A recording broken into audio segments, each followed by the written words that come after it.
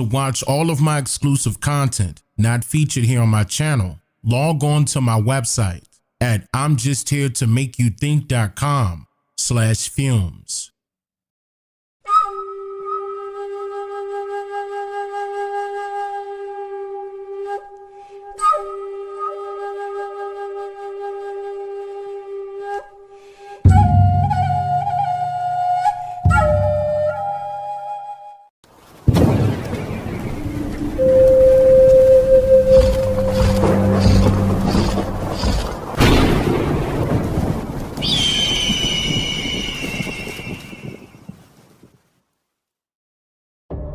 In today's society of America, the descendants of so-called American slaves have been advocating for reparations from the government ever since the tail end of the Civil War in 1865. But the government chose to ignore their demands as if they hold no validity, when publicly verifiable evidence proves it to be true.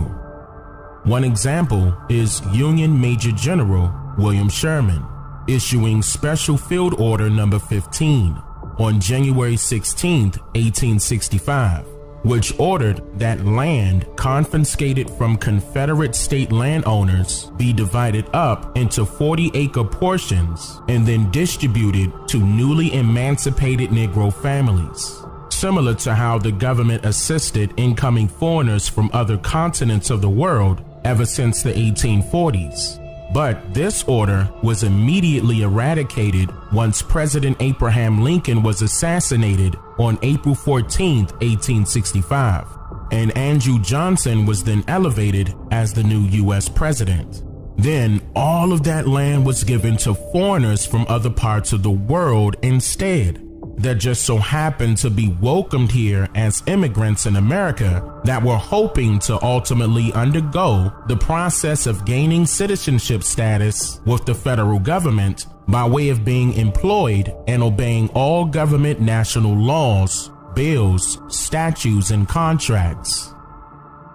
Now, this issue was brought to the attention of Congress ever since by numerous men and women who knew that they were entitled to their lands and demanded that pensions should also be included for their successful works, which was literally creating, building, and cultivating America from the ground up into what it is today. And that's not an exaggeration. Year after year, this issue is brushed to the side by the government, and each presidential administration that moves into the White House continuously ignores it, whether Democrat or Republican. In the year 1989, which was 124 years after Special Field Order Number 15 was issued, Representative John Conyers introduced a bill labeled H.R. 40. And if this bill was passed, it would only allow for the creation of a study commission to study slavery and discrimination in the United States, and then study potential reparation proposals for restitution. And just this bill alone is being ignored. Yep, a study into the issues surrounding the aftermath of early unjust labor in the United States is being ignored still to this very day by the government. This indicates that the government does not care about biting the hands that fed them historically. But when it comes to foreigners or immigrants seeking asylum in the U.S., the government then jumps to their every need. And we are still seeing examples of this form of favoritism displayed by the government today. For example, just this past October of 2021, Joe Biden's administration, the Justice Department, the Department of Health and Human Services, and the Department of Homeland Security were reportedly planning to give $450,000 to each adult and child of immigrant families who were separated at the border under the Trump administration. According to reports from the Wall Street Journal, the payments would be made to settle lawsuits brought by the American Civil Liberties Union, representing those families, in which they were originally asking for $3.4 million per family, but Biden's administration countered with a $450,000 per person payout. Attorney for the ACLU said in a statement that, quote, "The Biden administration is correct to provide relief to the children and families affected by the government's horrific practice of family separation. The suffering is something they will always live with, and it is a deep moral stain on our country. We need to make it right. And this includes not simply any monetary support, but also a path to remain here. This is what is right and fair." End quote. Now, keep in mind that the Republicans are obviously against this payout. However, they are only advocating for the payout's amount to be adjusted due to the possibility of the payout's current amount attracting more immigrants and accelerating their plans to cross the border. But either way you put it, the government is literally giving reparations to immigrants and has been doing so ever since immigrants have been crossing the border seeking asylum, no matter their skin complexion. I mean, to the point where they're even exempt from standard immigration policies still today, as long as they use the code phrase, "I am here seeking asylum." The University of Texas at Austin Department of History states, quote, "As early as 1917, immigration law had exempted asylum seekers from general immigration restrictions." End quote. So can you blame them for migrating here? Absolutely not. Because who wouldn't want to live in the best countries in the world where their needs are immediately met with the opportunity to empower themselves and their families for years to come by gaining federally allotted lands to farm and feed their families and be gracefully compensated for even migrating here to begin with? And let's not forget how you'll be labeled as white by the US Census, no matter your skin complexion, so that you may enjoy the privileges, civil rights, and all the other benefits granted by way of the government, but from the fruits of the indigenous people's labors, who wants this government to do more than just act as if they are attempting to create a study commission to study the effects of what really happened here during America's founding. So is this capitalism, prejudice, racism, and favoritism all wrapped up in one? Or is it just the government ignoring the blacks? You make kind of a provocative comment in your new book here, Mug, and I think it's on page 151. You write that various groups, feminists, gay rights groups, and those who are defending immigrants have commandeered the black civil rights experience. Yes. What do you mean by that? Yes, I'm glad you asked that because I think it's one of the most important points of the book. I mean, I think the way liberals have treated blacks like children and many of their policies have been harmful to blacks. At least they got the beneficiary group right. We do have to, I mean, we shouldn't. There is the legacy of slavery and Jim Crow laws. We don't owe the homeless. We don't owe feminists. We don't owe women who are desirous of having abortions, but that's, or gays who want to get married to one another. That's what civil rights has become for much of the left. They dropped the blacks after 5 minutes. Immigrant rights are not civil rights? No, I think civil rights are for blacks. See, this is essentially the problem, and the Republicans don't understand. What have we done to the immigrants? We owe black people something. We have a legacy of slavery. Immigrants haven't even been in this country. But you see, most of us are either immigrants or are the descendants of immigrants, and we understand that not everybody, there are Native Americans, but we understand in this country, People must understand why it is essential to disassociate themselves with politically correct words, like, for example, black and white, as their means of description when labeling themselves as a group of people by skin tone. Because in physics, the correspondence of color to a specific wavelength is called spectral color. Black and white, in this sense, are both absent of color, because while black absorbs the light, white refracts it, meaning that they both do not carry specific wavelengths. even though in the visual arts field they are occasionally defined as colors, but only by common public opinion. So when the US Census labels citizens as black or white as their classifications of race, it is not done so under a descriptive means by way of a person's physical skin hue. It strictly serves as a social construct, which is the meaning, notion, or connotation placed upon a specific group of people by an entire society and then later adopted by that same specific group of people with respect to how the other people of that entire society views or deals with that specific group of people. In other words, a social construct is a title or name that was given to our people by strangers, and then eventually our people adopted it as their own. And that's a big no-no, because what if the government isn't responding to our demands for reparations and restitution only because we are agreeing to being labeled as something we are not, but that they want us to be?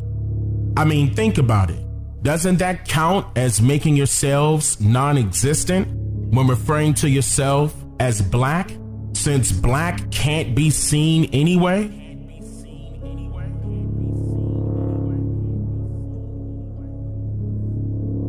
But what we can see is thousands of our people complaining about a white privilege that particular people are in fact receiving from the government. And we didn't think about calling ourselves for who we really are as the fix to this discrimination yet? Would you believe that there are foreigners from other places of the world, regardless of their skin complexions, gaining this white status or white privilege immediately upon arriving here in America as undocumented immigrants, and that's before they even become legalized US citizens and then labeled as white on the US Census? Like, did you ever wonder, when did the Caucasian race become legalized first-class citizens of America, since they too carry a history of immigrating to America as foreigners from other places of the world? And as more immigrants arrived here in America, the government continued to assist those newcomers by modifying their pre-existing immigration laws. This is called immigration reform, which is merely a change to the current immigration policy of a country, city, or state by granting easier pathways for foreigners to become US citizens. Like by way of payment, for example, when some presidents will drop the cost down or raise the cost up for illegal immigrants to become legal citizens. Another example is during the Bush and Obama administrations, legislation was crafted that tightened up border security, but also proposed a way for people who did not have legal status to earn legal permanent residency, which an immigrant must have before trying to become a citizen. Another example is comedian Michael Blackston, publicly celebrating on social media that he officially became a US citizen on November 24th, 2021. The 48-year-old Ghana native posted a photo on Instagram to his 5 million followers, waving a small US flag with the caption reading, quote, "They finally made me an American citizen. Only foreigners will understand why I'm smiling and what we go through to get a green card or citizenship." He also posted his green card on his Twitter account, being sure to block out his classification of race from being shown, leaving the comment, "Today, I'm turning this in back to the US immigration. For those who don't know what this is, it's a green card. This is what every foreigner that comes to America would die for. Laugh out loud. Today, I'm turning it in for my citizenship. Can't wait to swear in so I can apply for welfare." Now, even though he may seem like he was joking right there, that's actually true in millions of cases for foreigners who are allowed to become citizens and are classified as white, which I just covered earlier in this segment. Now, what's very important to note here is that an August 2021 article written by Justice for Immigrants states that, quote, an estimated 10.5 million undocumented immigrants live in the United States and could be deported because of their lack of legal status. That number has declined since 2014. Approximately 2/3 have lived in the United States for more than a decade. These individuals and their families participate in the workforce and contribute to their communities. But wait a minute. So if the Border Patrol is there to prevent immigrants from illegally entering the United States, then are these 10.5 million immigrants an exception to the rules of this government? This just goes to show you that they are allowing them here and are in fact assisting them in more ways than just one. Why else would foreigners want to migrate from their mother country so badly and into this one without receiving some form of compensation for doing so?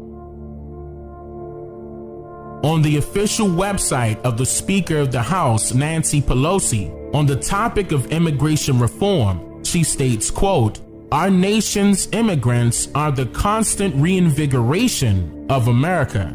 Each wave of newcomers brings their patriotism, bravery, and determination to succeed to our shores, and in doing so makes America more American.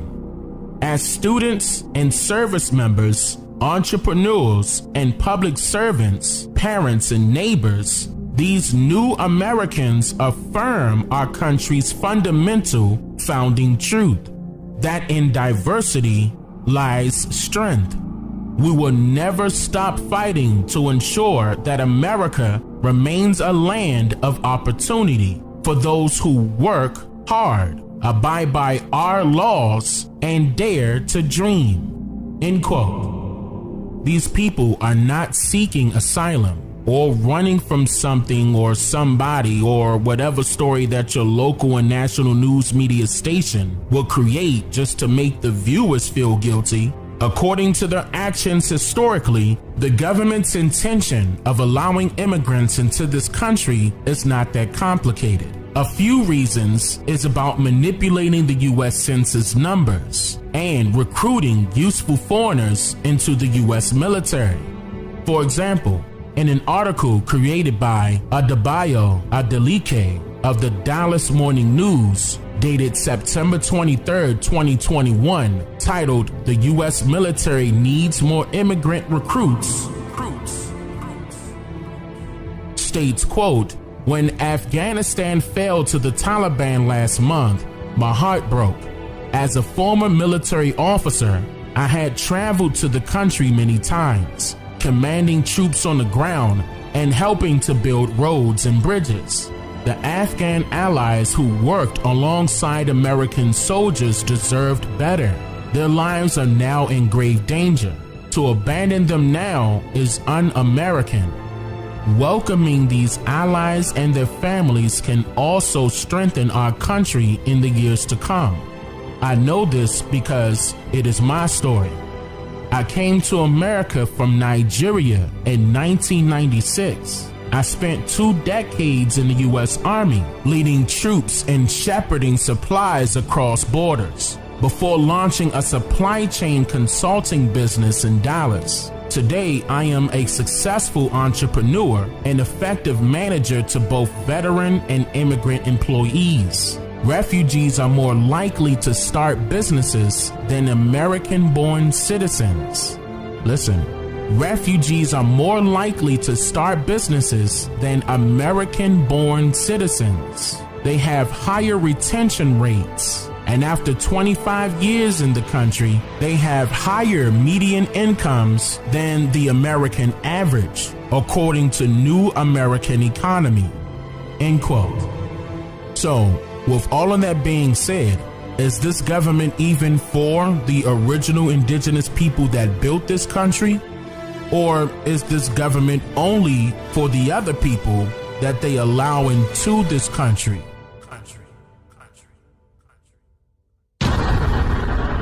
I'm I'm just here to make you think.